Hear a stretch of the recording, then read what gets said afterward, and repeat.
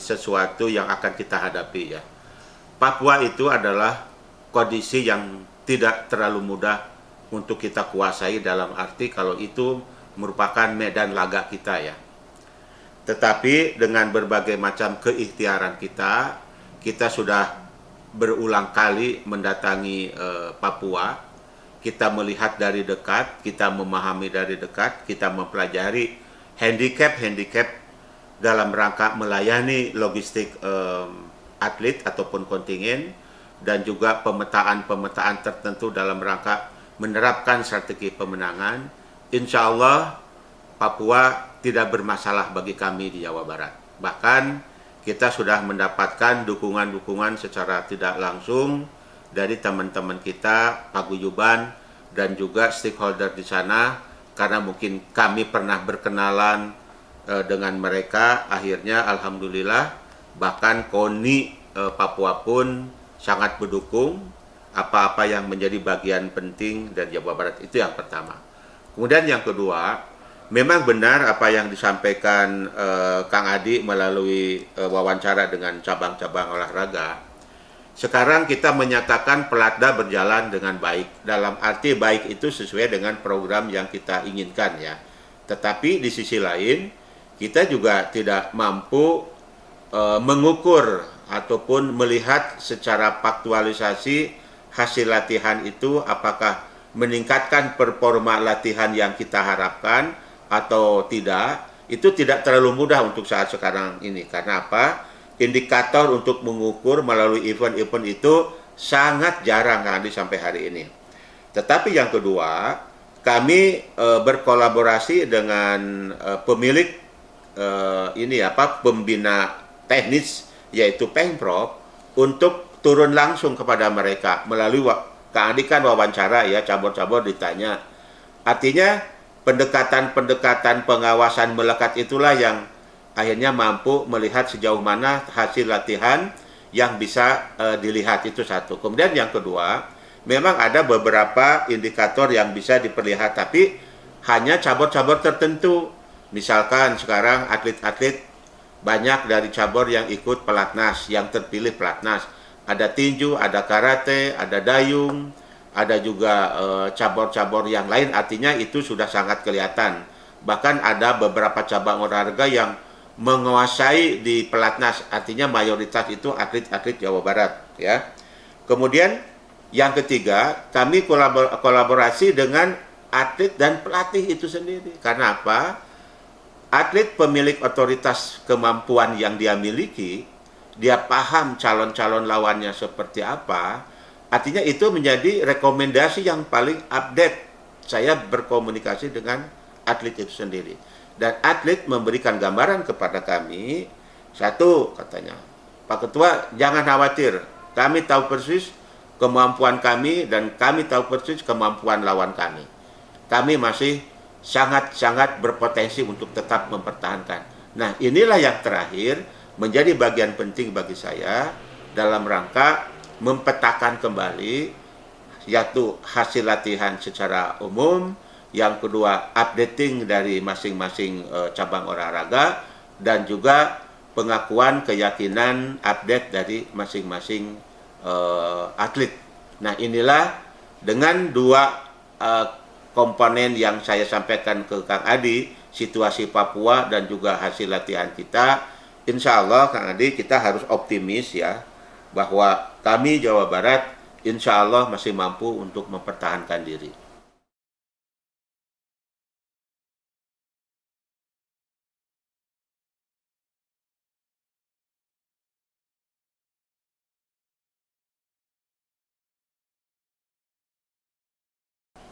Kami hasil CDE meeting kemarin sudah dipaparkan oleh PB PON bahwa pemetaan dari 21.000 ofisial dengan para atlet atau kontingen lah yang akan hadir di Papua di 4 kabupaten kota itu memerlukan ya sekian ribu kamar ya.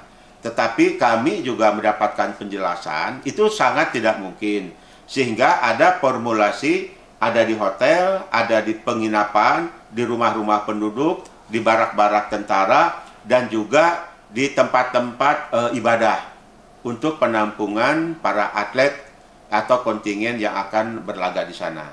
Kemudian yang kedua, yang saya maksud kontingen Jawa Barat itu sebagian besar tidur di barak-barak tentara itu adalah penampungan sementara yang dilakukan, yang diikhtiari oleh Jawa Barat dalam rangka apa? Satu, adaptasi lingkungan, Kang Adi. Jadi kalau dari PBPN itu diberikan 3 hari atau minus 3 hari sebelum pelaksanaan pertandingan.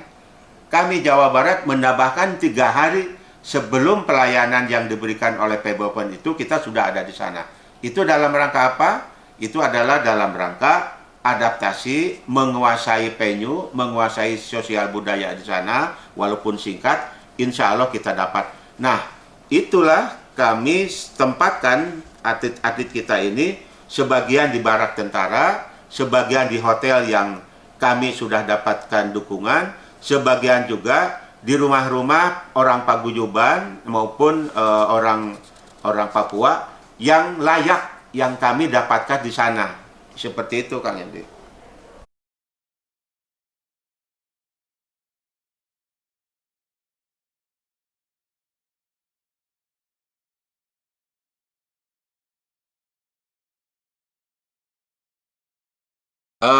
Itu kan sudah merupakan kebijakan secara umum dari PB PON ya. Jadi tidak mungkin dan tidak terhindarkan dengan kehadiran kontingen yang sedemikian rupa. Tetapi yang menjadi acuan adalah standarisasi pelayanan. Baik mereka yang di hotel maupun di tempat-tempat lain itu, standarnya disamakan, Kang Adi. Jadi tidak bermasalah bagi kita.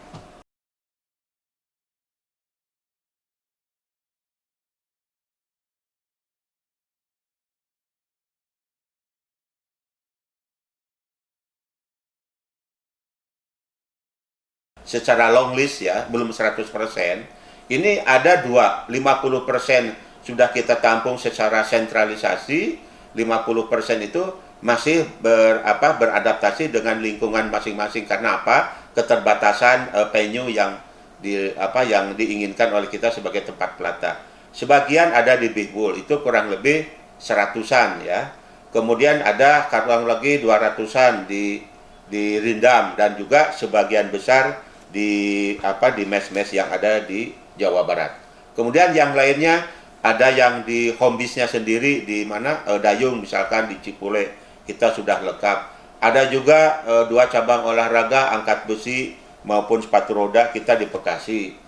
Kemudian ada juga yang di Cokole itu tempat-tempat cabang-cabang olahraga yang memang tempatnya cukup layak dan sudah menjadi habit mereka. Sehingga menurut kacamata saya, Kang Adi, apa yang akan kita dapatkan di sana itu sudah dilatih sesuai dengan kondisi yang ada di sini juga sebetulnya itu sekarang ini.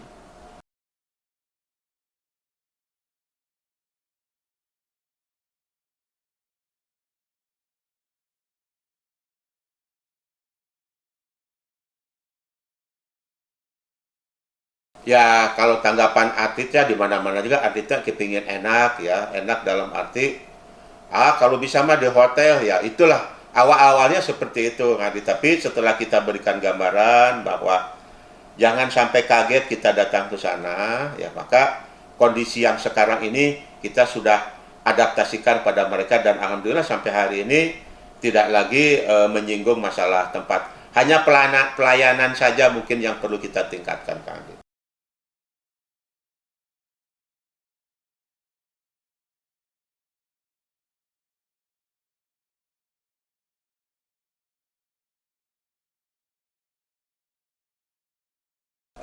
Dinamika di lapangan ternyata cepat banget ya, cepat banget. Kami peninjauan yang ketiga kemarin kita ke sana, itu ternyata ada rekan kami orang Bandung yang memiliki catering cukup besar di sana, sehingga mereka menawarkan dengan kemampuan tersebut tidak perlulah kita kesulitan untuk membawa barang-barang itu, karena mereka juga sudah menyiapkan diri dan ingin membantu Jawa Barat. Sehingga alhamdulillah untuk Maroke kami sudah bertemu dengan teman-teman kita di pihak tentara di sana, itu sudah bisa diatasi untuk pelayanan kita.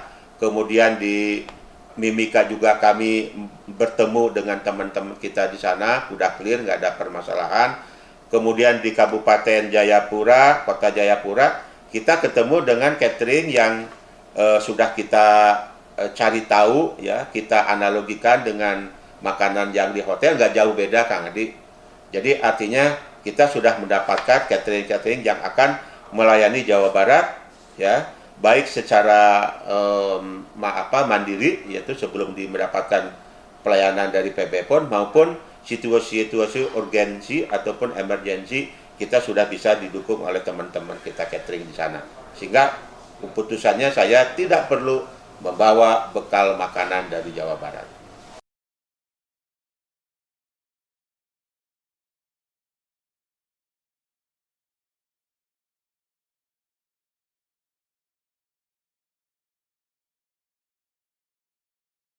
Jadi gini Pak, dana hibah itu kita sudah mendapatkan yang cukup clear lah, artinya ada minimal, ada maksimal yang kita buat, dan insya Allah kita mencukupi karena dari keempat kabupaten kota di sana itu tidak sama harganya itu. Mimika dengan Merauke lebih murah, berarti ada sesuatu yang menjadi subsidi untuk di Mimika, kan begitu. Kemudian di Kabupaten Jayapura dan di Kota Jayapura karena ditangani oleh teman-teman kita dan itu masuk kepada standar yang dikeluarkan oleh PB PON. Jadi artinya kita juga masih kekejar lah dengan alokasi pendanaan yang ada dari hibah KONI Jawa Barat, ulangi Provinsi Jawa Barat. Hanya yang saya khawatirkan itu adalah sesuatu yang menjadi kebutuhan ini berdasarkan dinamika di lapangan, ya. Karena kan atlet itu perlu dukungan-dukungan tertentu dalam rangka memotivasi pemenangan-pemenang. Siapa tahu vitamin yang tadinya satu ternyata harus ada 2 atau ada 3. Kasarannya seperti itu. Makanya kita perlu sesuatu yang harus kita siapkan dalam rangka memenuhi kebutuhan tersebut, Kang Ade.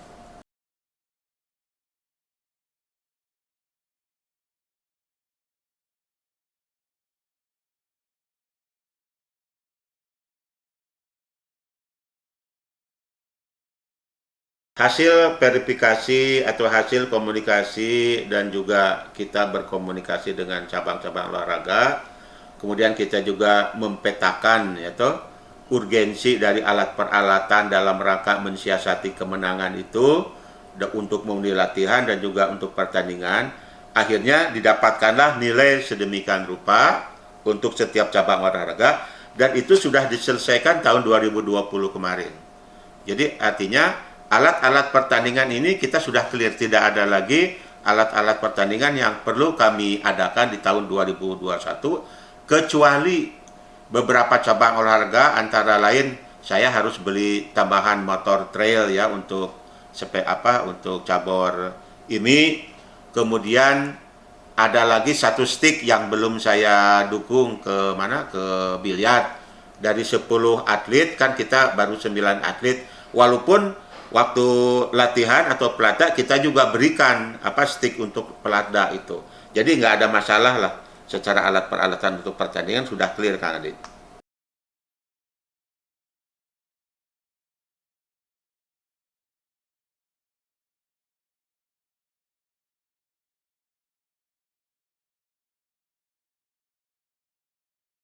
Ya yang harus dibenahi itu begini. Kembali lagi kepada tingkat kemampuan yang harus saya dapatkan dari semua atlet. Yang kedua, untuk memotivasi para atlet kembali, karena kan kita ditunda 1 tahun itu tidak mudah ya. Kemudian yang ketiga, ada beberapa atlet kita, kemarin kan ada yang meninggal dunia ya. Kemudian yang baru lagi bergabung karena selesai melahirkan ya.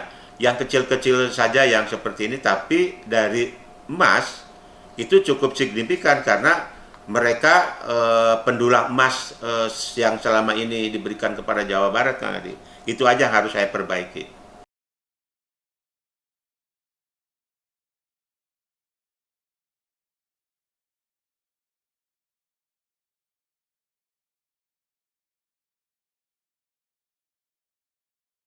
Saya dari 37 cabang olahraga, kemudian atlet kita ini sesuai dengan hasil babak kualifikasi, perhitungan kita dan juga alokasi ataupun sesuatu yang diberikan oleh PB PON kemarin itu, kita ada 794 orang, tetapi saya kurangi 2 orang dari atlet selam ya, jadi ada 792 atlet yang akan kita berangkatkan ke Papua, ditambah 50% dari atlet tersebut adalah ofisial yang akan melayani dan mendampingi mereka untuk pemenangan di sana.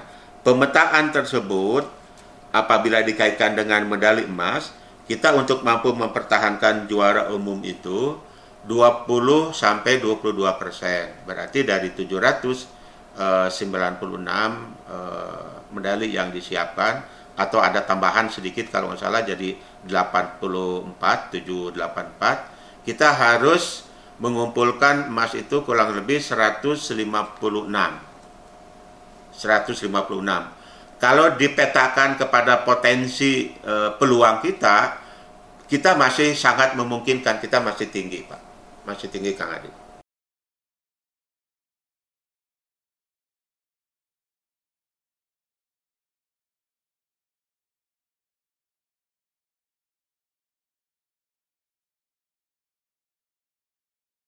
Kalau sesuai dengan program latihan kita, TC itu di bulan Juli, bulan Juli sampai menuju Oktober perberangkatkan ke sana.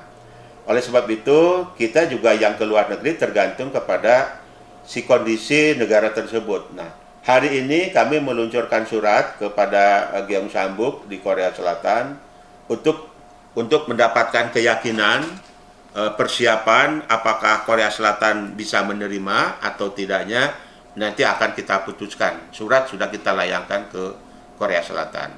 Di negara-negara lain, saya serahkan kepada cabang-cabang olahraga untuk berkomunikasi, misalkan biliar dengan Thailand itu ya, itu sudah dijejaki. Kemudian ada atlet-atlet renang ke Australia sudah dijejaki. Itu kelihatannya tuh tidak terlalu sulit karena personilnya tidak terlalu banyak Kang Adi. Jadi seperti kunjungan biasa aja, tidak terlalu sulit. Insya Allah bisa dilaksanakan.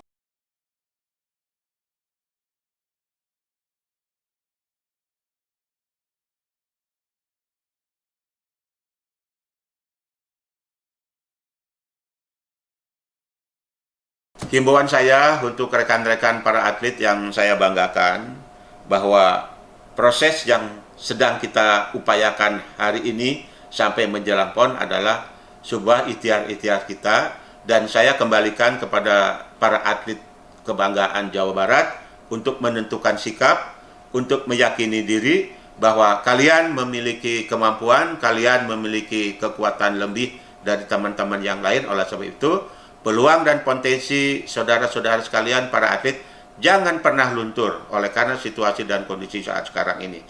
Jadikanlah pemenang dalam segala hal, sehingga pada saat nanti kita berada di Papua, kita menjadi yang terbaik dan tetap menjadi yang terkuat. Itu Kang Adi untuk teman-teman atlet.